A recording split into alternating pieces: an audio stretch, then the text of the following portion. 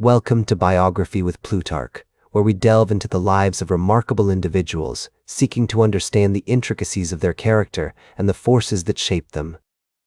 Today, we embark on a fascinating journey through the life of George Washington, the first president of the United States and one of the most iconic figures in American history. Born on February 22, 1732, in Westmoreland County, Virginia, George Washington entered a world where the rhythms of colonial life and the stirrings of revolution were already intertwined like the threads of a rich tapestry.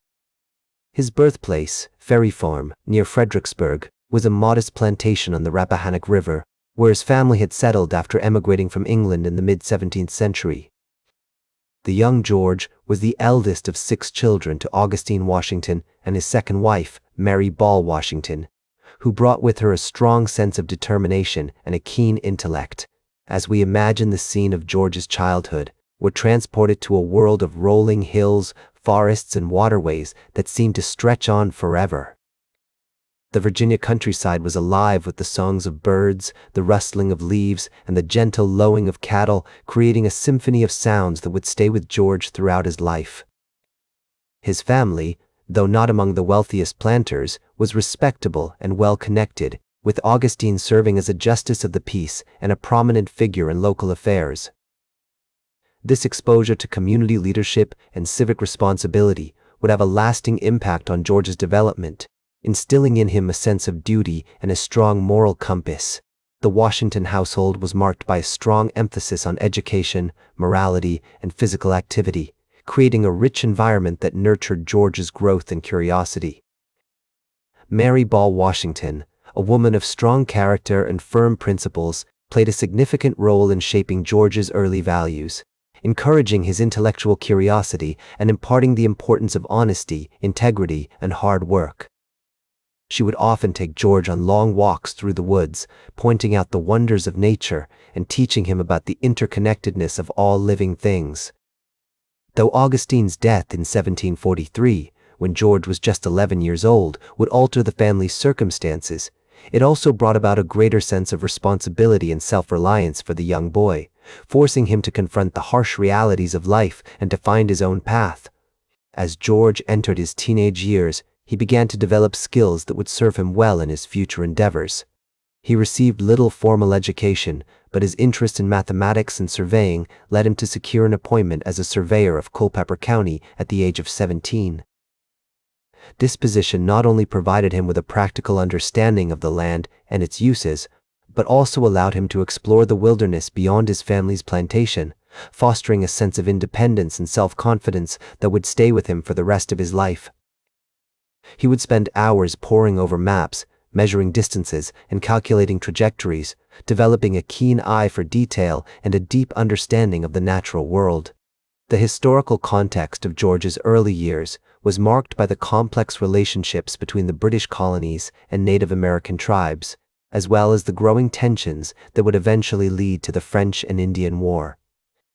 The Washington family's connections to the British military and the Virginia militia meant that George was exposed to stories of adventure, duty, and service from a young age. He would listen with rapt attention as his father and other veterans regaled him with tales of battle and bravery, their words painting vivid pictures in his mind and stirring his imagination.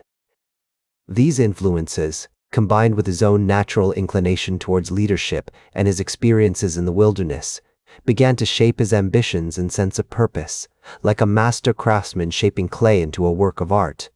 As we follow George Washington through his formative years, we see the emergence of a young man who is both pragmatic and idealistic, driven by a desire to make his mark on the world while remaining deeply rooted in the values of his family and community. Like a mighty oak tree growing from a small acorn, George Washington's life would unfold as a remarkable journey of growth, exploration, and leadership, shaping the course of American history and leaving an indelible mark on the world. As George Washington entered his early 20s, the rugged landscape of the American wilderness began to shape him into a man of unyielding resolve and unwavering determination. His experiences as a surveyor, navigating the unforgiving terrain of the Virginia frontier, had instilled in him a keen sense of spatial awareness and an intimate understanding of the land. The connections he had forged with the Virginia militia, a group of rough-riding frontiersmen and seasoned soldiers, had also begun to bear fruit. In 1752, he was appointed as a major in the Virginia militia, a position that marked the beginning of his military career and set him on a path that would lead him to become one of the most iconic figures in American history. The following year, Washington played a significant role in the events that led to the French and Indian War, when he was sent by Governor Robert Dinwiddie to deliver an ultimatum to the French forces in the Ohio River Valley.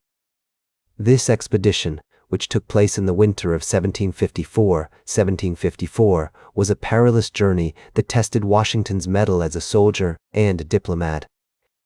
As he navigated the treacherous terrain, avoiding hostile Native American tribes and braving the harsh elements, he demonstrated a level of courage and resilience that would become hallmarks of his character.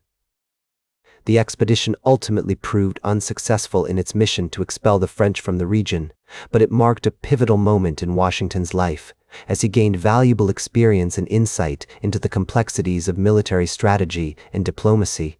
The outbreak of the French and Indian War in 1754 found Washington at the forefront of the conflict, as he accompanied General Edward Braddock on the ill-fated expedition to capture Fort Duquesne. The disastrous battle that ensued, in which Braddock was killed and Washington played a key role in organizing the retreat, had a profound impact on the young officer.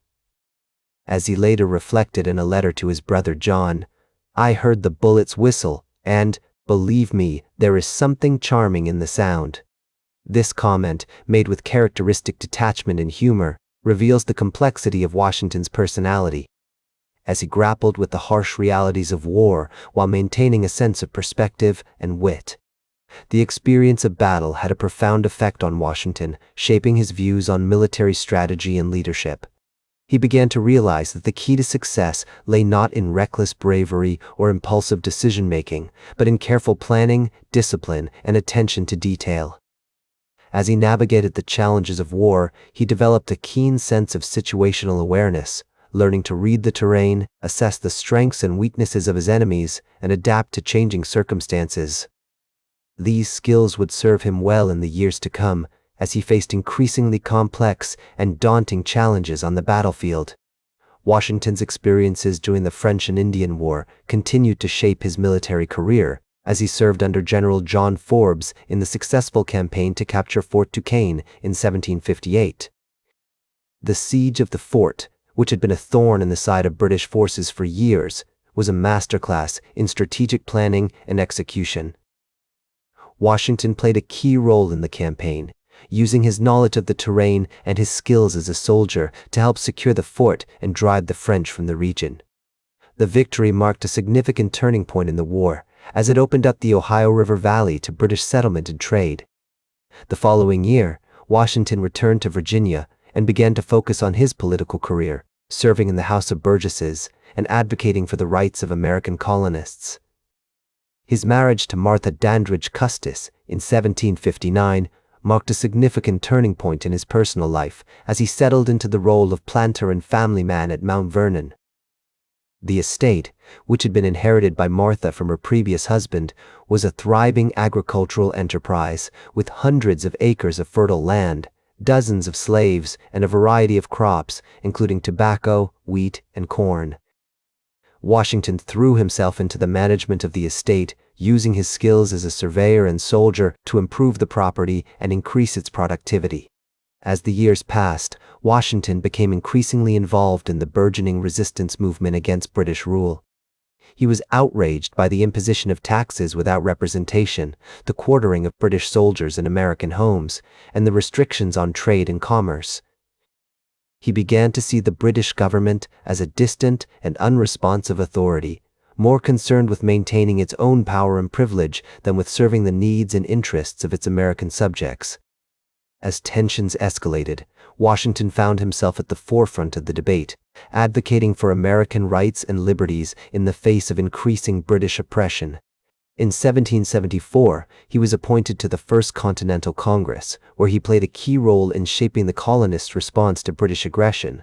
The Congress, which brought together representatives from across the colonies, was a vibrant and dynamic forum for debate and discussion. Washington, with his military experience and leadership skills, was a natural choice to serve on the committee, and he quickly became a respected and influential voice within the group. As the British government continued to impose its will on the colonies, Washington and his fellow delegates began to explore options for resistance and rebellion. The following year, he was appointed Commander-in-Chief of the Continental Army, and his leadership during the long and brutal conflict that followed would ultimately secure his place in American history. The early years of the Revolutionary War were marked by significant challenges as Washington struggled to maintain morale and discipline within the Continental Army. The harsh winter of 1777-78, which saw the army encamped at Valley Forge, was a particularly difficult period, with thousands of soldiers suffering from hunger, cold, and disease. Washington's leadership during this time was instrumental in keeping the army together, as he worked tirelessly to secure supplies, train his troops, and boost morale. The turning point of the war came in 1777, when American forces defeated the British at the Battle of Saratoga. The victory marked a significant shift in momentum as it convinced France to ally itself with the Americans and provide significant financial and military support. Washington's leadership during this period was crucial as he worked to build alliances, secure funding, and plan strategic campaigns. As the war drew to a close, Washington's army was a disciplined and effective force, capable of challenging the British on equal terms. The final years of the war were marked by a series of grueling campaigns as Washington's army fought its way across the southern colonies, ultimately trapping the British under General Charles Cornwallis at Yorktown. The Siege of Yorktown, which lasted for several weeks in the fall of 1781, was a masterpiece of strategic planning and execution. Washington's army, supported by French troops and ships, was able to cut off the British escape routes and force Cornwallis to surrender. The victory marked the effective end of the war, as the British government began to negotiate a peace treaty that would recognize American independence. As the Revolutionary War drew to a close, George Washington's thoughts turned to the future of the young American nation, his mind filled with visions of a new era of peace and prosperity. The weight of responsibility for shaping this fledgling country rested heavily on his shoulders, and he was determined to play a key role in its development. He spent countless hours pondering the challenges that lay ahead, from establishing a stable government to ensuring the nation's economic viability. The negotiation of the Treaty of Paris, which formally ended the war and recognized American independence, was a crucial milestone in this journey. As he signed the treaty on September 3, 1783, he felt a sense of pride and accomplishment, knowing that his efforts had helped to bring about a new era of freedom and self-governance for the American people. This decision was not taken lightly, as he knew that it would leave a power vacuum that could potentially destabilize the young nation.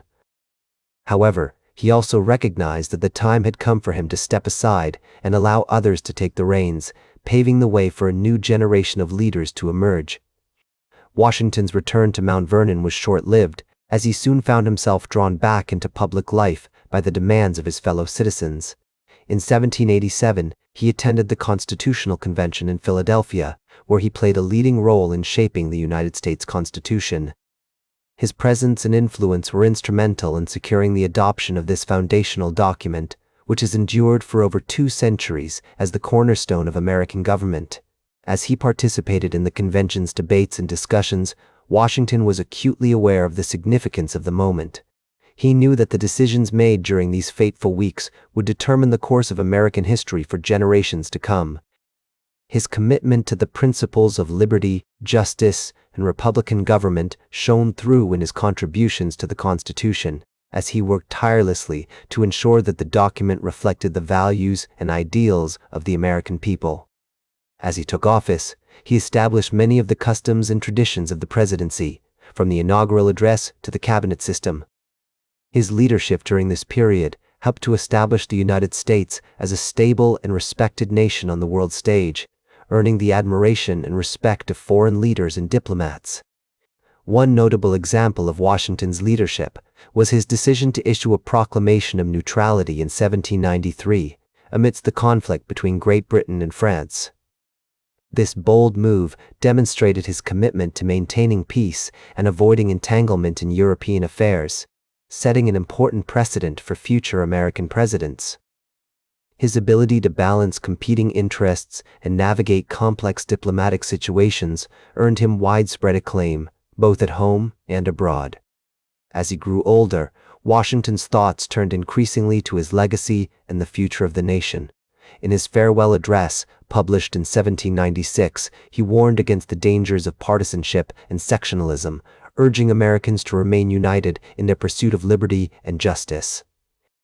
His words were laced with a deep sense of concern and wisdom as he reflected on the challenges that lay ahead for the young nation. The preservation of the sacred fire of liberty and the destiny of the Republican model of government are justly considered deeply, perhaps as finally staked, on the experiment entrusted to the hands of the American people, he wrote. These words captured the essence of his vision for America's future, one in which the principles of freedom and self-governance would continue to inspire and guide the nation.